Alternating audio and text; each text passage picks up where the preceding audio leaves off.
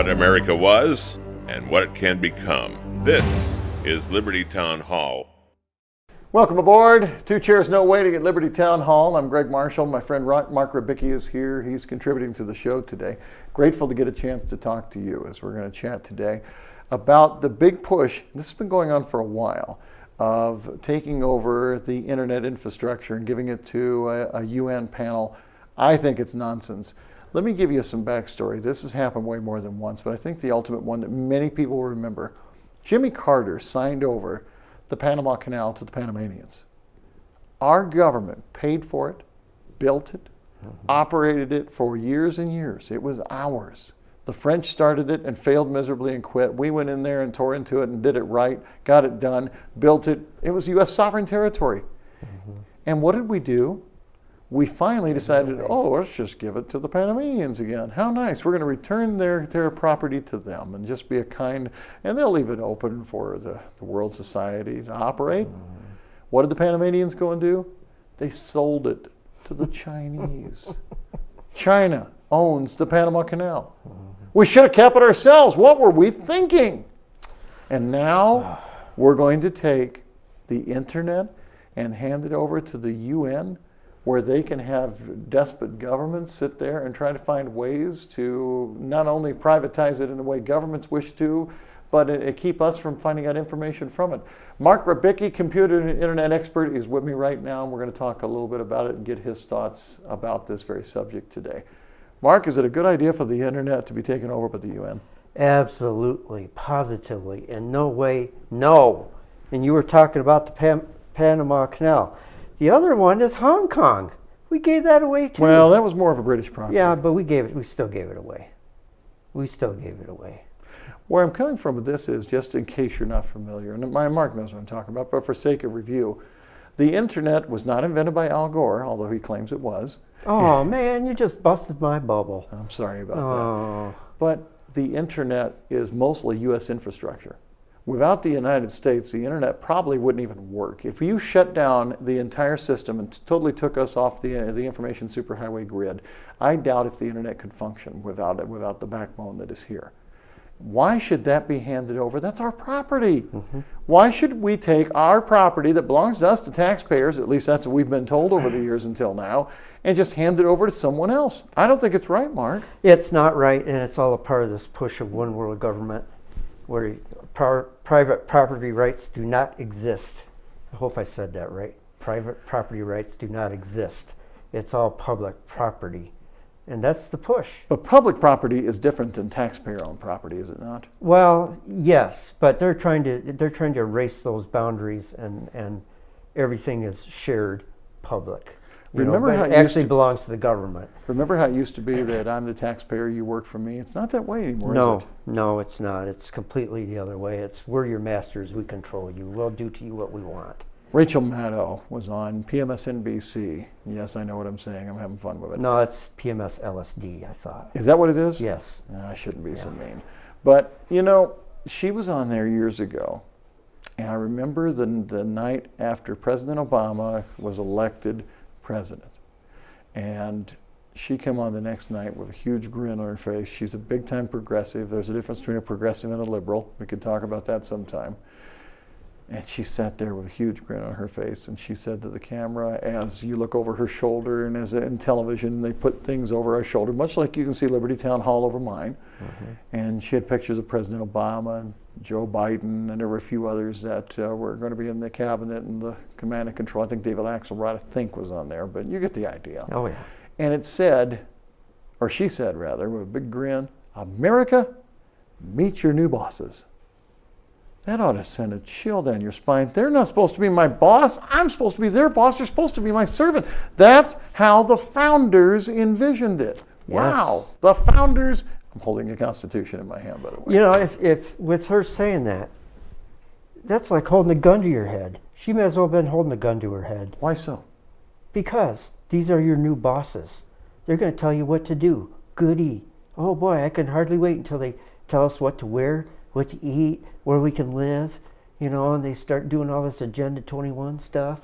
Which is a very different agenda than you and I have for the 21st century. Oh yeah, absolutely. But it's all one world government and abolishing private property rights.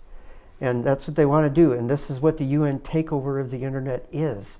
Is another piece heading toward that? Another piece of the puzzle of taking away private property rights. Why do you think the UN wants hold of the internet so badly? Oh, because it's a world tool, man. And it's a part of the world.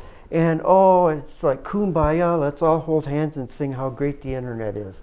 No, they want control of it so they can control you. I'd like to teach the world to sing in perfect harmony. I'd like to buy the world a Coke and keep it company. Yeah, absolutely. So we're all going to go hold hands and find water together. Oh, yeah. And they think that it's such a great resource that the whole world should be able to get on there and do whatever they want. But you know what? You know, China, they've got this thing called a kill switch, right? Where they can push a button and nobody in China can get to the internet. Oh, let's talk about that when we come back because we're running out of time in this segment. There's more to come. I'm Greg Marshall. Mark Rybicki is with me. This is Liberty Town Hall. Are you a small business reaching out to a national audience or an established company seeking more exposure? Place your ad on Liberty Town Hall and reach up to 46 million homes nationwide. Call now for a quote.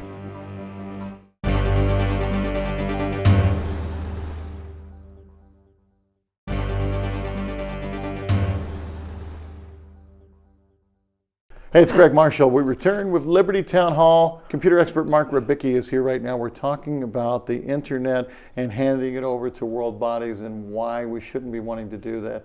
I've hit him on property rights, I should say, forgive me, that this is our sovereign property. We saw what happened when we gave away the Panama Canal. It was immediately sold to somebody else for a big old wad of money. You almost wonder if the internet's going to be the same way.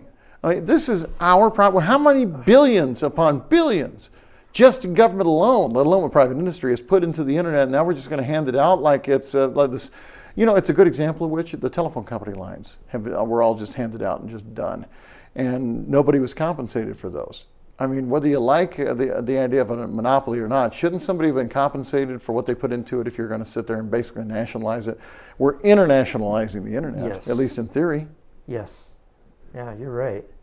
You're right. And we were just talking about China with their little kill button. Yeah, hit on that. Where they can turn off the internet. How is that possible? Because I mean, to stop you real quick, they teach us the internet is such a big spider web, and as soon as you shut down one, there's 4 other joints that start coming together to where you can just map around it. How are they able to kill the whole thing?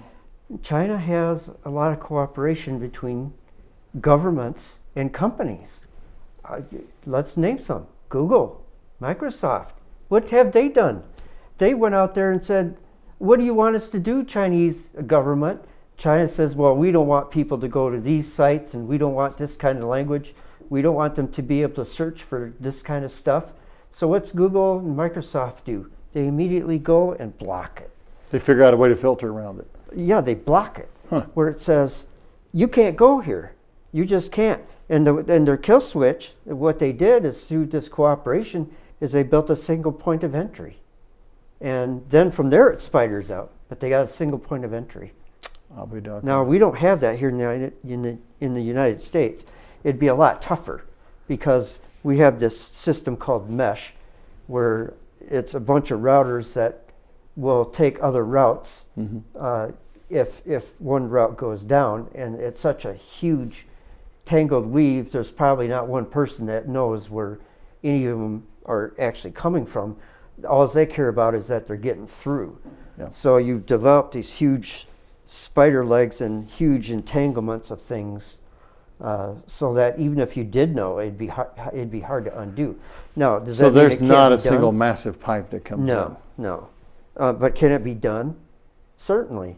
If they wanted to shut off our country, just go to that international cable they got that they just signed an agreement on, and turn that off. And that could possibly cut us off from everybody else. But if you're only talking to people in America, who cares?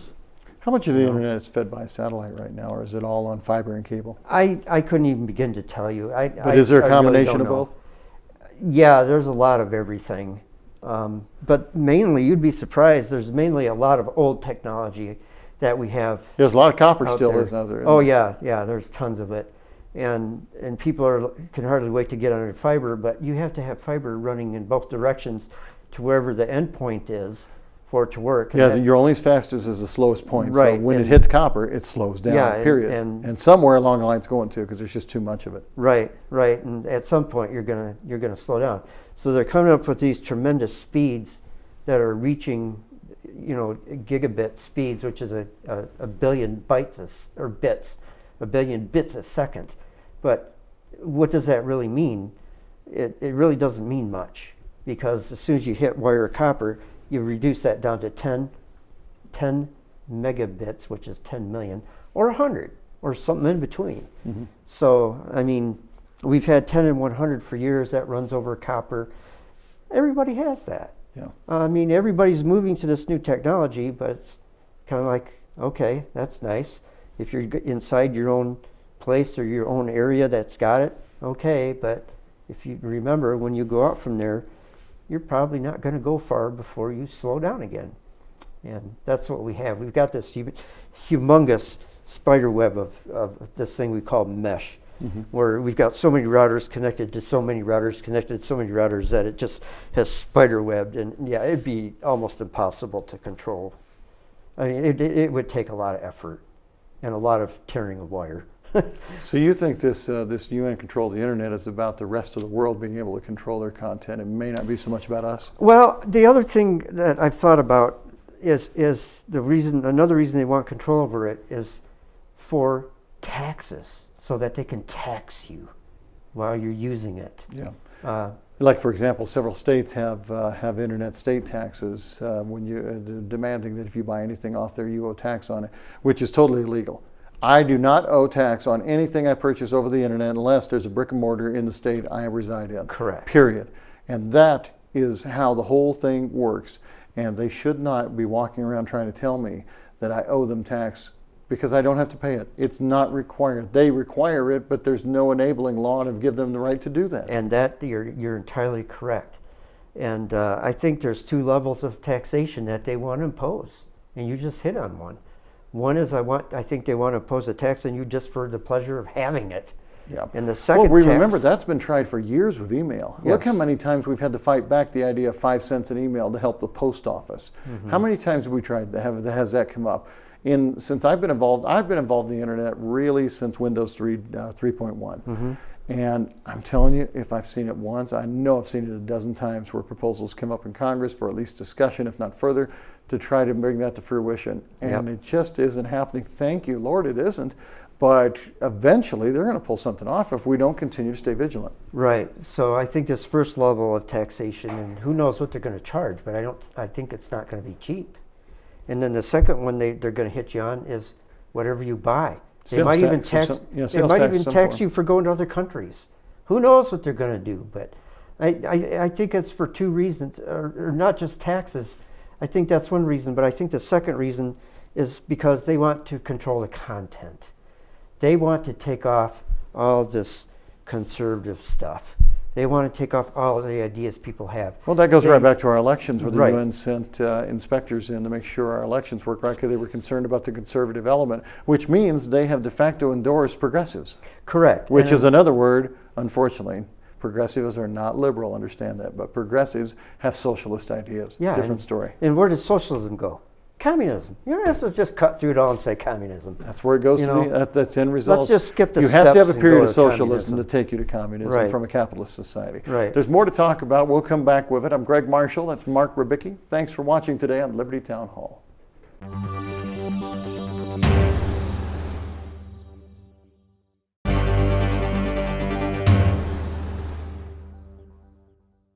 Back to Liberty Town Hall right now. The UN takeover of the internet has been proposed for quite a while. Mark Rybicki is a computer expert. He is with us in studio to talk about it some. Mark, I've got to be honest with you. I mean, they've been wanting to do this for quite a while. The day after President Obama was inaugurated, he announced that he signed the UN, the treaty that would ban over to the United Nations. And immediately, or almost immediately, they started having a new UN group start meeting in Dubai. You can look this up if you'd like, to start talking about the rules and how they would make the new internet work. They refer to it as the new internet. Mark, what do they mean by that? you know, I have to tell you, when we found this out, we were really bummed out. And So you weren't angry? we were not happy. Yeah. We weren't happy campers, and we were really bummed out because we've been fighting all this other stuff like SEPA and PEPA and all these other goofy. Tell everybody what those are real quick. Well, they're all alternate ways to control the internet, and you know, and to wrestle control away from the individual, Yeah. and put it in government's hands. That's they all boil down to that. And the day that Obama signed this thing, you know, we were like, oh man. And there was a reaction from who was it? It was one of the main search engines. Google didn't come out right away, but they came out a little bit later. But there was another one. Oh, it was Mozilla that creates a Firefox browser. The free open source, the yeah, Linux of browsers. Yes, the basically. free Yeah. open source browser that works a lot better than Internet Explorer. Sorry, Microsoft, sue me. It's his opinion to which he's entitled. Yes, Thank you, Chuck. that's my opinion. The thing is they immediately protested and went went black, which means they turned off stuff to protest. Oh, they had a second day of darkness, as they call Yes, it. they did a protest, which was fine with us. And the new internet, you know, I don't know what that means, because there's no set definition for it. Like we were just talking. There's no set definition for the current internet, No, really. no. But the internet today is completely free and completely wide open to a degree. Okay, in America, you can pretty much do whatever you want. There are some sites that have been banned by the government, and you can't go there. Oh, I didn't even know that. Oh yeah, yeah. Give me an example. You don't have to name a site, but There, what type? there was one called Frost. Is it FrostWire or LimeWire or something like that? I think it started out as LimeWire, and then it was a hijacking service that hijacked music and movies and Similar TV. to Napster and all Oh that yeah, good stuff. yeah, Okay. yeah. It was like the first one out there, Gotcha. and they made it illegal. It's actually an illegal site, and which is crazy, you know. But it's an illegal site. Can't go there. And the other thing they did was they then after LimeWire was shut down, they came out with FrostWire, which was another attempt to bypass it all. Now, what's happened recently to get around this stuff, these sites, pirate sites, have moved to countries that don't care or encourage it. You know, for example, Sweden. A lot of these sites that you could go and bootleg stuff, TV shows, movies, software, TV, you name it. You could get it off these pirate sites, and they've been chased out of the United States by government, and now they they reside in different countries, like Sweden, because Sweden says, you want to do it? Fine. We got no problem with it. Kind of scary indeed, isn't it? Well, And yet we have a lot of governments that sit there and do the same thing. In China, they've had terrible time with internet piracy, as you know. And the thing about China that people need to remember is there's a lot of people walking around, Chinese hackers. Correct me if I'm wrong, Mark, there truly isn't any such thing as a Chinese private hacker. No. Everything in China is done with government permission, say so, and mandate. correct. And they're trained. They are trained. These people are not sitting around in their little sandwich box size apartment on a computer that they probably couldn't buy on their own, because the wages that they get are so minuscule. And I don't know, honestly, I don't know how they're not starving with the quality of food and everything they have there. It's just terrible. Well, they may be, we don't even know it. Yeah, and I don't. North Korea is a good example of that. Just in recent years, films started coming out of how bad they are. And I think China, well, my brother, who is married to a Taiwanese and has family in China, went to China and got into China, and my brother said it is just a godforsaken dump. Wow. He said there's no Well, way a good you wanna go example there. of that was the Olympics, the last Olympics they had in China. If you remember, they shut down the factories 30 days before, hoping that the air would clear up, and it still didn't. I know. I mean, it had to some, because you don't run any factories and smokestack for that amount of time. But the air was so polluted that it hadn't all gotten out of there by the time the Olympics came. It was making Olympians sick. Oh, yeah. Crazy stuff. We'll talk more about it. There's more to come. Final segment coming up after the break. It's Liberty Town Hall. Are you a small business reaching out to a national audience or an established company seeking more exposure? Place your ad on Liberty Town Hall and reach up to 46 million homes nationwide. Call now for a quote.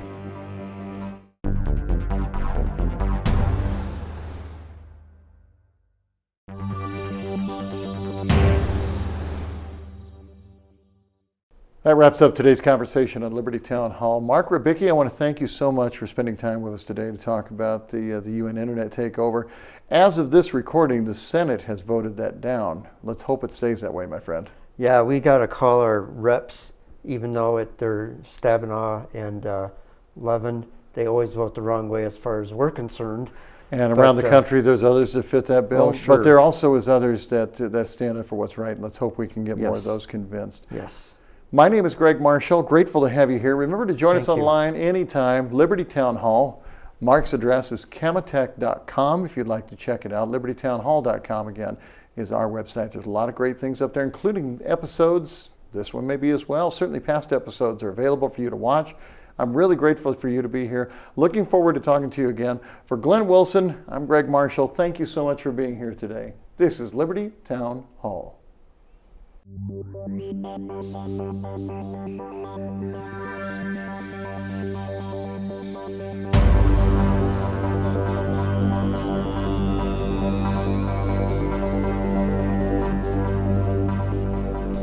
Facts are stubborn things, and whatever may be our wishes, our inclination, or the dictates of our passions, they cannot alter the state of facts and evidence.